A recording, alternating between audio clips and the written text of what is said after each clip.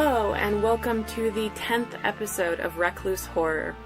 This is a daily horror movie review podcast. With me today again is Sam. Hello.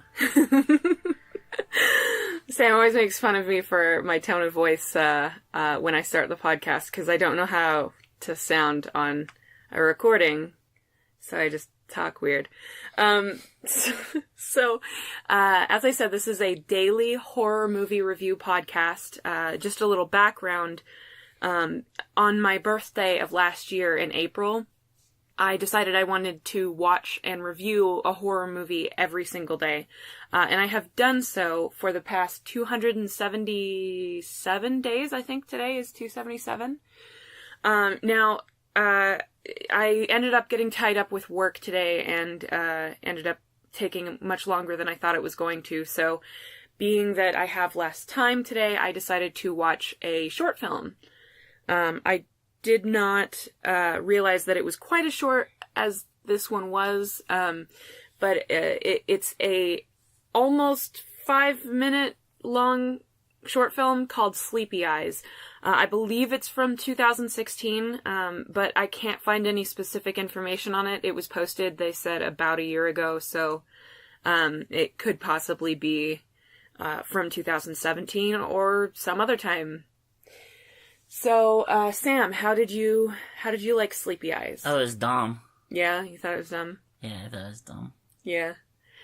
I thought it was okay. It's definitely not the best of the short films that I've watched, but it's far from the worst of the short films I've watched. So recently I've been watching a few more short films. I mentioned on the Pigskin episode, back in episode 2 or 3, that, I think it was 2, that I've really enjoyed watching the short films. You really get something that's a little bit different out of these. If you want to find out why I feel that way, go ahead and listen to the Pigskin episode. But yeah, this one it wasn't my favorite. Basically, a synopsis of it would be, a girl is trying to go to sleep, and every time she closes her eyes, she hears wind chimes. And that's about as much as you can say. Yeah, it's not long. It's really short. Yeah, it's under 5 minutes, even with the slight amount of credits. It's barely under 5 minutes, but it does have some credits. Yeah, I thought you were gonna watch something longer. Yeah, I wanted to watch a short film, but not a super short film. Yeah, I was thinking 20 to 30 minutes. I wasn't thinking 5 minutes, but this is the one that I landed on, so...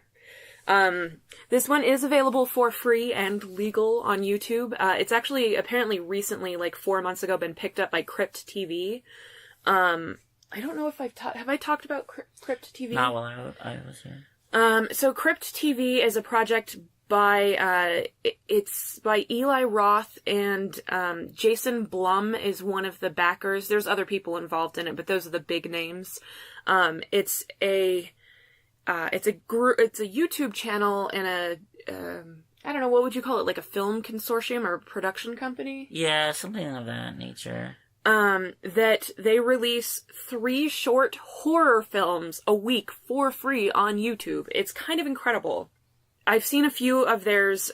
This one I wouldn't count because this was made before this, and it seems to have just been picked up by CryptTV. Do you know if they do that often?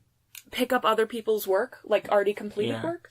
Not as far as I know. It definitely doesn't mean that that's true, but I haven't seen a lot of it that appears to have existed before the CryptTV version.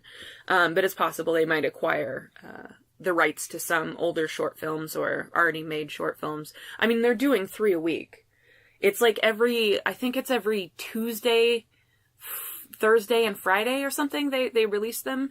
So if you're interested in horror and you don't really feel like you have enough time to dedicate it to it, CryptTV is a really good place to go. Go over there to their YouTube channel and subscribe to them. You can find some really neat stuff. Some of it is not so great. Some of the stuff that I have reviewed from there has not been so great. And some of it has been awesome. So it really just depends on what you find and your particular tastes as well. CryptTV, I've done a number of theirs already. I think I've reviewed 3 of theirs already. If I had known this was attached or affiliated to CryptTV, I probably wouldn't have done it. Just because I'm trying to, provide a broad review, a more broad group. I don't want to just do like the CryptTV review show. Those reviews, by the way, were in text, so you can't find them. Other than the pigskin one, this will be the only other short film that I've done for the podcast. So, it's when you're talking about short films, especially something as short as this, it's very hard not to get into spoilers. But is there anything particular that you wanted to say that you didn't feel was a spoiler, that was a problem with it, or that you did like about it? I like the camera work. I like the idea. Mm-hmm. There's not a ton of room for acting, but she was believable. Yeah, that was fine. Mm-hmm. Really, the whole thing's fine and good mm-hmm. quality. It just especially 5 minutes, like you mm-hmm. don't only lead up to so much, mm-hmm. but it leads up to nothing. It starts with very little and doesn't go anywhere. mm-hmm. It's barely an idea. It's like almost half an idea. If that. Yeah. It's kind of a little almost less than half. And that's why I'm just like, it's almost like a nothing, it's hard for me to even judge it. Yeah. Cause it's like, it seems like a nothing mm-hmm. part of, I couldn't even say what, cause it's. I felt like, I think I liked it a little better than you, but not by very much. I thought it did a very good job of establishing mood, in a fairly short order, which can be really difficult, for some people. I thought the lighting was pretty good too. Yeah, I liked it too. I think it had a good mood and tone. It just, like you said, it was a bit anticlimactic. Well, 5 minutes is a long time. No. To get any points across. Yeah. I don't know why it's 5 minutes. I don't know why they didn't try to get any point across. Yeah. But they didn't. And it's almost a teaser. Yeah, that's what it feels like, a teaser, like, mm-hmm. to a movie. Yeah. And it's just not really worth watching in that respect. I mean, I would think it's worth 5 minutes of your time. I think... I don't. I don't really think that. I think the mood... If you want to be creeped out in 5 minutes, I mean, I think there are better places to go on YouTube to find something that will creep you out in 5 minutes. But I think there is a little bit of a creep factor there. I also think this is something probably better listened to with headphones. So if you're thinking about, watching it on your TV, I might consider... The sound design was... Yeah, the sound design was good. Was especially good. Yeah. Yeah.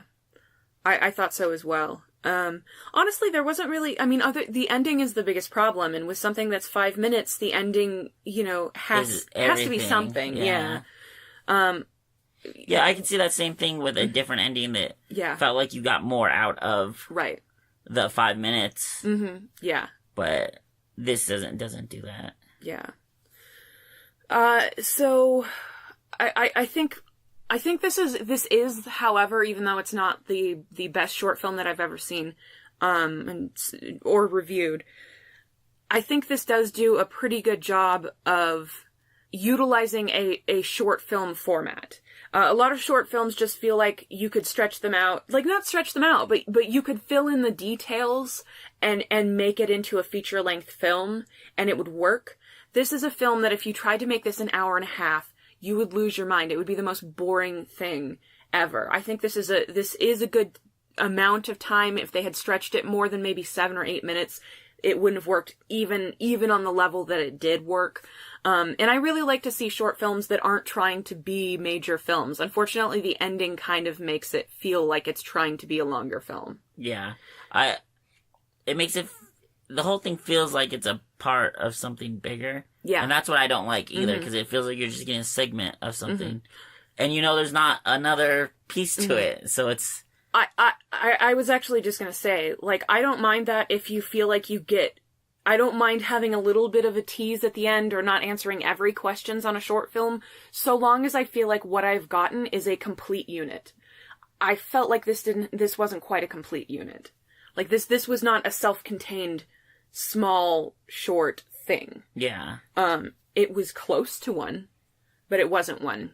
It reminds me a little bit of She, that's SHI, which was another, CryptTV short film that I reviewed, a while back. It has kind of the same problem. It's a slightly different problem, actually. But it did have sort of a similar feel, but this one I felt like was better. I felt like the lead up in the beginning was much better. I felt like in She, it was just a little out of touch. I won't go into it, and I mean, eventually I'll get to that review, so. Did you have anything else that you wanted to say about this? Is there anybody that you would recommend this to? No. It's so nothing. Yeah. The only way I would recommend it to somebody is to be like, here, watch this. This is like nothing. Mm-hmm. And they're like, yeah, why does this exist? And I'm like, I have no idea. Oh my god, I could show you some better ones if you're trying to show somebody something that's nothing. That yeah. People worked on and sweated for. Yeah. Oh, I can give you more of those. it seems, and it's put together well. Yeah, but it just seems like half an idea put mm-hmm. on film. It really is. And I just don't understand why. Mm-hmm. They didn't even, they didn't even try to tack on, anything.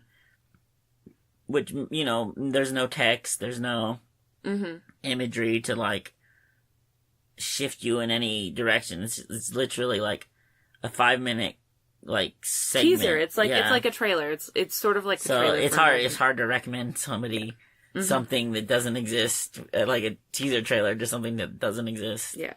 So. I would say, if you have 5 minutes and you feel like being creeped out, you can do worse. That's really the only recommend I can really give it, to anybody. There's maybe a specific group of people with a specific type of phobia that might get a little bit, unnerved by this in a good way, but, it's not really worth mentioning what type of creep out that is unless, yeah, I don't know. It's just not worth it. We've already spent a lot of time talking about CryptTV. So. Yeah, yeah. We're way longer than 5 minutes on this stuff. Yeah. But anyway, yeah, it's on YouTube.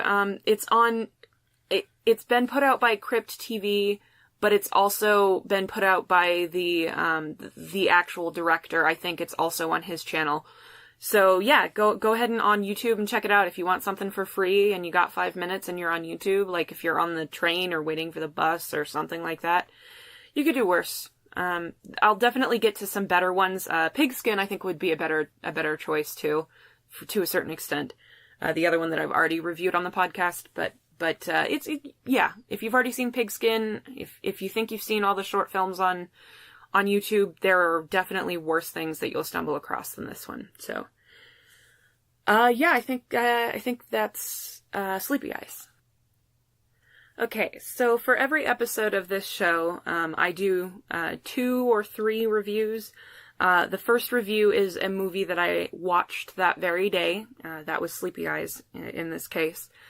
And then I do one review that I just basically go back through my old reviews and give any impressions that I have left and, aided by the review itself, the text review that I did. Of it and just try to talk about it. I assume people listening to a podcast aren't really interested in, reading 200 and some odd text reviews. So, previously, every Sunday, for a while anyway, every Sunday that I watched a movie, I would do a silent film because of the alliteration, basically. Silent Sunday.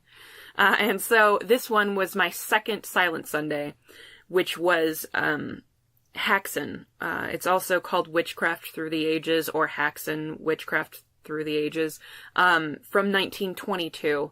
Just an apology, I did try on 16 different sites or something like that to look up on my phone how to pronounce that correctly. It's a Swedish film and a Swedish title, and I don't know how to pronounce it, so I apologize if I'm saying the word wrong. But I'm going to go ahead and call it Häxan. That's probably grating on somebody if it's wrong. Anyway, Sam, how did you like Häxan? Yeah, I liked it a lot. Mm-hmm. I actually probably didn't like it as much as I thought I was going to. Oh, really? Because the imagery and the type of movie is something that really, like, I gravitate towards. Right. With that being said, I did like it, and it's one of those things that sticks with you, even if you didn't quite enjoy it. Yeah. Enjoy the process of watching it. It's nice that it broke up into? Just a bunch of different 6 segments. pieces? Something like that. So before you get too far on it, I'm sorry. I was trying to just get, like, a couple of impressions. That's how I usually start these.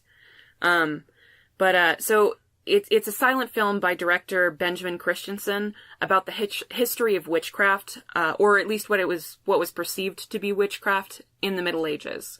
It uses intertitles. Those are the, like, cards that come up in a silent film that have words like dialogue and stuff like that are like, oh no, or whatever it is. In this case, it uses the intertitles to explain the findings of the director in researching the subject, while the actual movie is done using actors doing dramatizations of the behaviors that people believed to be, a part of witchcraft or witch-like behavior. It had some... Of course, these are simulated, but it had some torture scenes and partial nudity. So the film was originally banned in the U.S. and censored heavily in other countries, but in places like Sweden and Denmark, it was highly praised. Today, most of what's included is fairly tame by our modern standards, but it was considered highly shocking at the time. I appreciated this movie. I think I thought it was going to be entertaining, and instead it was interesting. Does that make sense?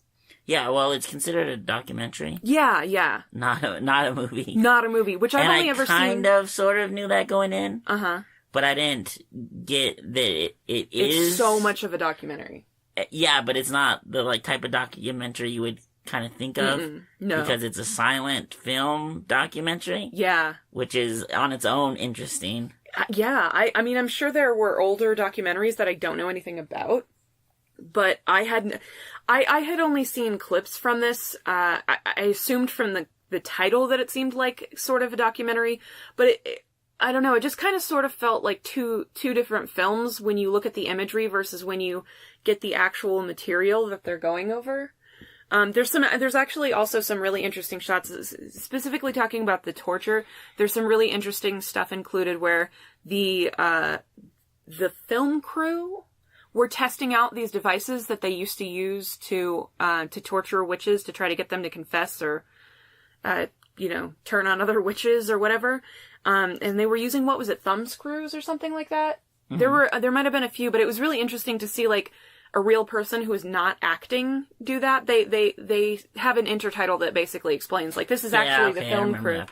For some reason that always sticks in my head because you can see the person and they've barely tightened it and then the person is like, ah! Yeah, it hurts. Yeah, can you imagine actually having that happen to you? It's kind of awful. Yeah, that was funny. Yeah. That was an interesting part of the movie. It changes tone. Yeah, it totally changes for that because it's definitely like acted. Yeah. And that's what makes it weird that it's a documentary. It's like acted documentary. Yeah, it's kind of like one of those like one of those crime shows, those like True TV or no, not True TV. What's the one who ID the investigation Discovery Channel things where like they reenact a crime or something, but instead they're reenacting like witchcraft behavior. It's kind of witchcraft interesting behavior and like ceremonies. Yeah. It actually reminds me a lot of what's that in Fantasia that you're not talking about the Mickey one, are you? No, the mountain one. Oh yeah. What is that one? Night on something? I'm gonna look it up. Okay. Okay, well, unfortunately for today's audiences, much of what's depicted in the film is pretty common knowledge. If you know anything about the Inquisition or witchcraft or the history of witchcraft, probably in part due to this film, honestly. But the film's visuals will hold your attention anyway. I think if you can make it through any kind of silent film, this should be no chore, especially since it's broken up into those sections. I think that really makes a difference. It's really incredible, even if you don't really, learn anything from it. And in a few ways, it actually feels weirdly modern. So the one scene that like sort of comes immediately to mind is one in which one of the accused witches is being asked to give a confession, and I shit you not, the Inquisitors are playing good cop, bad cop with her, which I thought was just so funny. I suppose the concept would have been around in the 1920s, but there's always a quality to me to silent films that sort of makes them feel much older than other forms of media that are from the same period. If you read F. Scott Fitzgerald, to me that seems less old than this movie, even though they're made in approximately the same period. So, well, a little later, I think. So, did you find the thing that you're looking for? Because I'm trying to cover time. It's Night on Bald Mountain. Night on Bald Mountain. I don't know why I didn't remember that. B-A-L-D, Bald. Yeah, Bald. Yeah. Okay. I don't know why I didn't remember that. Like, that's my favorite one on that one. Yeah. And that's kind of why I thought I'd like this movie more. Mm-hmm. I think the weird, like, pacing issues, like, it's 90 minutes. Right. But it's 90 minutes of this weird documentary. Mm-hmm. So it's like, you're kind of in and out of different moods. Yeah. But with that said, I actually do really like a lot of the ideas and a lot of the movie. Yeah. It's just a kind of a hard watch depending on. See, I didn't think it was that hard, but again, I thought it was really interesting, even more interesting from the perspective of seeing somebody from the 1920s reflect on what was already considered barbaric. Yeah. But not barbaric, I think, to the level that it is now. Yeah, it's definitely, like, that's the thing. It's interesting, not compelling or that entertaining. See, I thought it was entertaining too. I liked the reenactments. I thought they were really interesting. I'm just saying the whole thing. Like, definitely segments are more entertaining than others. Mm-hmm. And then other segments are, like... More interesting. More interesting. Mm-hmm. And that's what I mean. Like, it just has, like, a weird overall... feel of it. And that's like... one of the things that helps and hurts the, like, 7 parts or 6 parts or whatever it's in. Yeah. Is that you kind of have a different feel for each part. Mm-hmm. But just by the time you get to maybe the last part or whatever, you're like, oh, another part to this. Yeah. I'm trying to remember, and I think it was in this, there's a section where they talk about, like, their understanding of the universe at the time. Oh, yes, yeah. That's in that. That's in this one, right? I'm pretty sure. I was trying to look for it, but I couldn't find anything. But I remember that being the most interesting part. Maybe not very entertaining, but interesting. There's their ideas on how the universe works and how the Earth is placed and heaven is placed within the universe and so on and so forth. That was very interesting in it. Yeah. And that part of the movie, if I'm remembering it correct, is just like a mapping of that. Or like some sort of diagram of that, and they're talking about it. Yeah. And I thought that was super interesting. Like, to me, not terribly, like, entertainment as entertainment, because you're just looking at... Right. And you're just looking at this diagram. Yeah. And it's not a short time. No, not at all. Yeah, that was interesting. I'm pretty sure that may not be a part of this. But I'm trying to find it, but I can't. I'm pretty sure it is, because I think the history that they're trying to show is, like, this is what their perception of the world and reality was. Yeah. And their whole universe, this was their perception of it, and it was... But it's very possible this is from another film that also involves something with the Middle Ages or something. But yeah, that is really interesting. There's another thing, and this is totally a non sequitur, but just remembering their perception of reality at the time reminded me of, there's this book, it's a nonfiction, it's a science book. I don't know how much of it has been, sort of disputed by this point. I think it's a little bit older, but it's called, I think it's The Origin of Consciousness in the Bicameral Mind, or something like that talks about how it basically is trying to trace back when did humans first get full consciousness the abstract concept of consciousness. And there is a pretty strong argument that people back in the Middle Ages did not have full consciousness in the way that we understand it today, which I think is really interesting and has absolutely nothing to do with this movie. It just has similar themes. Yeah. The same way, like, because this is people trying to document or make sense of the ideas at the time, or the theories at the time, or writing, ancient writing, like what it meant to them, and stuff like that. I think it's relevant. Yes, it's true. One of the things that I also thought was really interesting is, again, this movie was made in 1922, which means probably most of it was worked on in 21 and 20, but there's really, the movie shows, some people with symptoms of what we now know as PTSD, depression, sleepwalking, and other sleep disorders, and also compulsive disorders. And in one case, a woman tries to hide her own mental illness out of fear of what her family will do if they find out. Even in 1922, the filmmakers were aware that this, in some fashion, they were aware that this was people trying to, that it wasn't witchcraft, it was something entirely different, that it was, a problem with their brain or nothing, a problem with society. Yeah, this movie's really weird in that way, that it disputes these ideas that have been around. Yeah. But at the same time, pushes them. Yes. Well, no, I actually thought it was different, though. The movie discusses how superstition and the problems... Oh, yeah, no, it totally disputes all that stuff. Right. But through visuals and through bringing it to life... It's sensationalizing its own... it kind of gives it its own life. Yeah. It's interesting that way. Yeah, that is kind of a weird duality. I don't know at the time, but probably through history now, it's probably had the opposite effect. Right, yeah. Sensationalizing witchcraft and stuff like that, where the point of it is to dispute these ideas that are unfounded. Right. The movie's very nihilistic like that. Yeah, it is. It only brings these things up to dispute them. Yeah. To be like, that's not real. Yeah. Well, and I think it is important to note, as far as the slight amount of criticism that Sam just had for this film, the film does talk about how the problems that were sort of addressed by burning people at the stake during the Middle Ages still persisted in 1922. In the modern era, I think is what maybe they referred to it as in the film.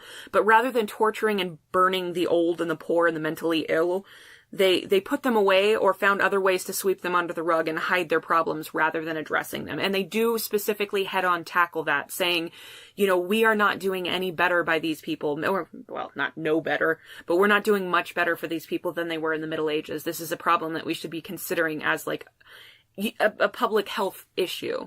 And I think that was the thing that felt the most modern in this movie to me, was that they went out of their way to make the parallel between their modern society and older beliefs. Yeah. And I honestly think the same thing can kind of be said today. I mean, after Reagan closed all of the fucking mental health facilities, he was trying to address the opposite not the opposite problem, but the same problem of people putting away their relatives because they were unpopular or they were a little kooky, rather than, actually trying to seek help for them. So they would just throw them away. Instead, what he's caused, if you ask a lot of, people who are working in mental health fields, instead now we have a huge homeless population that has mental illness problems. It's more than half. I think it's quite a bit more than half of the people who are living on the streets. It's because they have mental health issues and no one can help them. Coming from a family that has had a number of mental health issues in it, and family members that have had very severe problems with it, even if you are willing to help, even if the person even if your family member who has the mental health issues wants help and you want help for them, there is very little that the state can do for you until they have completely messed up their life, which is really, there's no proactive in mental health treatment unless you have a lot of money. So it's really depressing. But anyway, I digress. Mental health. It's important. So, did you have anything else that you wanted to say about the movie? Was there anything else? Not offhand. I like the movie. I think, there's some amazing imagery. Yes. And as we're talking, I'm rewatching that beginning part I was talking about. The Middle Ages thing, is that in this one? Yeah, it's not the Middle Ages thing, the thing where they're trying to describe the universe. Yeah. And to their understanding, or yeah, like what was a belief at some point. Yeah, an accepted belief at some point. Mm-hmm. And it's probably my favorite part of the movie somehow. Yeah. It's right in the beginning. It's super interesting. It's not something people talk about a lot, like just how in terms of what's in the movie, content of the movie. What exactly was like a normal idea of understanding what the universe was like. Okay. Mm-hmm. The other stuff in this is talking about witchcraft and other things that gets talked about a lot and is in other things, other horror movies, with demons, and there's a lot of demon stuff in this. Yeah, there is. And that stuff's good. That stuff looks really good. Like some of it might be kind of weird paced because of the structure of the movie. But the beginning part to me is still the most interesting because it's not talked about that much. The way they present it is really good. Mm-hmm. I think the mental health stuff, I mean, maybe it's just from where I come from, but... that has a lot of real-world parallels and is still a big problem today. Yeah. So that has the most impact, like, to it's a the most modern still person. relevant. Yeah. Yeah. I just, the beginning is just, like, crazy to me, Yeah. Just the way people think about things and, just how they explain things. Even the way we, as a culture, we see things. And people, a few years back saw certain aspects of science and reality. Right. That have, been disproven and added upon. This is just like that set back, them just like talking about an idea that isn't really the idea anymore. Yeah. In a time where we don't think some of their ideas are real ideas anymore is just... Are you familiar with the concept of spontaneous generation? No. I probably talked to you about this before because I think it's amazing. This was a concept that was believed by science. I think it was, I'm going to say 200 years ago, and I'm probably wrong. But basically, they believed that things just spontaneously... Oh, yes. Yeah, spontaneously started... It from existed nothing. from not from nothing, but just not from, sexual reproduction. Despite the fact that we knew that that's how humans where reproduced. Flies came from. Yeah. Stuff like that. And they literally had books. They had books about this that would tell you how to make certain things appear. So, like, if you put, and I don't remember if this is true, but if you put, like, a damp rag in a corner, that's where mice come from. They just poof. They just come out from underneath that rag, and that's where they come from.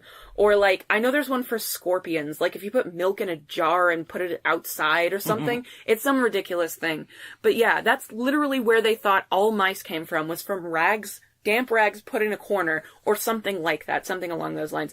So yeah, and that was considered accepted science for a while, like I said, there's books about it. So, I mean, yeah, the idea of modern sensibilities and ideas being proven as ridiculous at some point in the future, I think I've actually thought that was really interesting. I wrote at one point I wrote a sort of like response article to something about something I found on the internet. It was about that same thing. It was basically talking about, like, the progression of science and how you need to be careful making broad-ass statements because 400 years from now you're going to look like a fool if you don't have the actual proper evidence-based science behind it. So,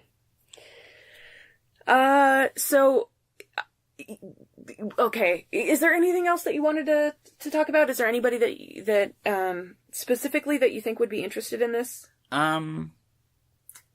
Specifically, probably not. Anybody into silent film, probably, or into history. Mm-hmm. Anybody into witchcraft or the history of witchcraft? Yeah. I mean, you'll probably know maybe it. not somebody who's like really into witchcraft. Well, if they'll be like, nah, it's real. It's all real. It's all real. Y'all are wrong. So maybe they want to be into it, but yeah, anybody who is interested in the ideas, and where they might have come from, and their effect on society might be interested. Yeah.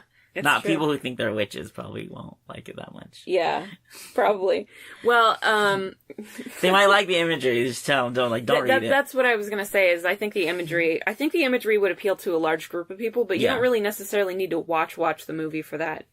Now, if you're interested in this film, but you're not keen on intertitles, there was a version that was made in 1968, which was narrated by William S. Burroughs, of all fucking people, talking about mental illness, and I think that's great that it's William S. Burroughs. I haven't seen that one, but... Yeah. No, I haven't either. I always try to watch whatever the original version of something is when I watch silent films. I try not to get colorized versions unless it was tinted already, or...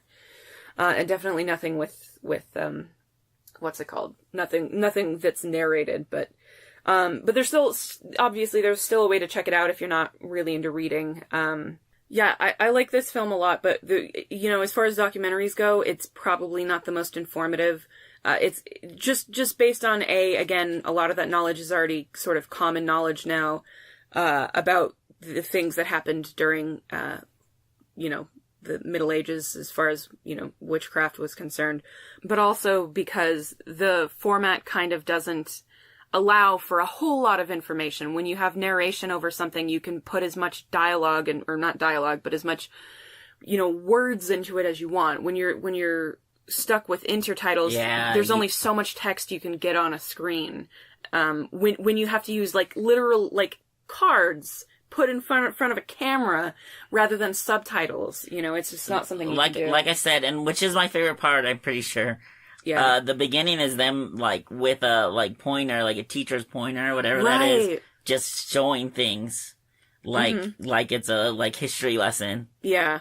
And then them putting up an intertitle. Yeah, then they put up an intertitle, explaining it as much as they can within the within that point. Yeah. So yeah, it's hindered in that way. Right. Because it's a documentary of the time. Yeah. And even the idea of watching silent movies to some people, and sometimes I'm just not in the mood myself, is a pretty hard hurdle. Yeah. Yeah. It's like, do I really want to watch this silent movie right now? Yeah. Or can I just watch something where I don't have to read stuff? Mm-hmm. And you don't, if you take your eyes off the screen for more than a couple of seconds, you might miss something. And that's way more than in modern movies. Even in foreign movies or whatever, subtitles. You could at least hear the inflection in voices, understand that people are mad. In a silent film, if you're not watching and reading, who knows what a slight gesture could have been the whole scene. Oh, absolutely. And that's a tough one. The really good ones usually are. That's a tough one when you're watching, you're like, I'm totally lost. And you're like, oh, you didn't see that guy waved his hand while they weren't looking, and that set the whole rest of the movie in motion. I was like, oh, okay. Missed the whole thing. I didn't realize that. You missed that meaningful look that he gave her. And that's 100, I've done that. I've missed that before. Yeah. And I was like, I have no idea what's happening in the silent film. So it can be hard sometimes if you're just kind of tired or not super focused. And that's kind of how it was when I watched this movie the last time. Yeah. Because it's not short. No, it's not. I think that was the thing, is I kind of thought it would be shorter than it was, and it's not. No. Well, they go over a lot. I mean... No, they do. Yeah. And there's a lot of good, there's pieces in here that they made just for, I don't know, it's probably a couple minute shot. Yeah. And it's so, detailed and... Yeah, artfully done. Yeah. Manufactured. If for no other reason, that for the craftsmanship, the craftsmanship is a reason to watch this movie. Yeah, it's really interesting how much work they put into this, considering it's really only visuals that are accompanying just information. It's the documentary is clearly the point. They're trying to make a documentary. The imagery is obviously secondary, but they do not spend any less time or effort on it. I thought, the imagery really is incredible. I think everybody should check out some of the imagery. You can just look up clips somewhere, or look up, a video review of it. There's some really interesting stuff. I think that's it. We already talked about who we think would be interested in this. Is there anything else that you wanted to note before we went on? Oh, the pointer. Yeah, no, we pretty much went over everything. It's okay. I don't know who I'd recommend it to. Just if you kind of want to learn a little something, or I guess, or kind of have a different perspective on it, like. If you're interested in 1920s visuals and documentary movies, like it's something specific. Yeah, it really is a hard sell for me to like. I really enjoy it, but it's really a hard sell for me to be like, yeah, you should watch this. Documentary from 1922. Yeah, about the Middle Ages. Yeah, something 90-something. I don't know who I'd ever recommend this to, but it is actually really. Yeah. Really good and really worth watching. Yeah. I think if you're interested in, obviously any kind of film history, or if you're interested in the history of documentaries, like kind of where we started with documentaries, this is one of the earlier documentaries. Yeah, and it's amazing. I've never seen an older one. It's amazing when you think about how old the movie is. Yeah. It's getting close to being 100 years old. Yeah, we're 4 years out, right? Yeah. So, like, it's amazing in that respect, for sure. Yeah. Okay, well, that was Häxan, I hope. I hope that's how you pronounce it. And that was our show, I guess. Sam, what's your rating for Häxan? I give it 69 monks. 69 monks. Nice. And that's really, like, if you haven't watched the movie. It's not going to make sense. It's not going to make any sense. Sorry, my jokes are bad. This is a review show. 29 monks. A spoiler-free review show. Because monks are always getting into trouble. They are getting into trouble.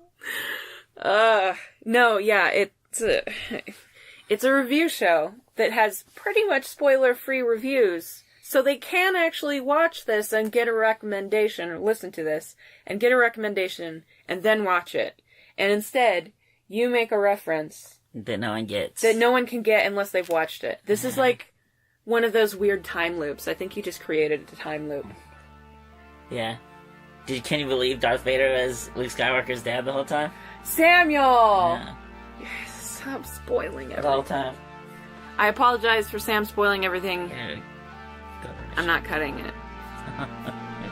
Good night, everyone.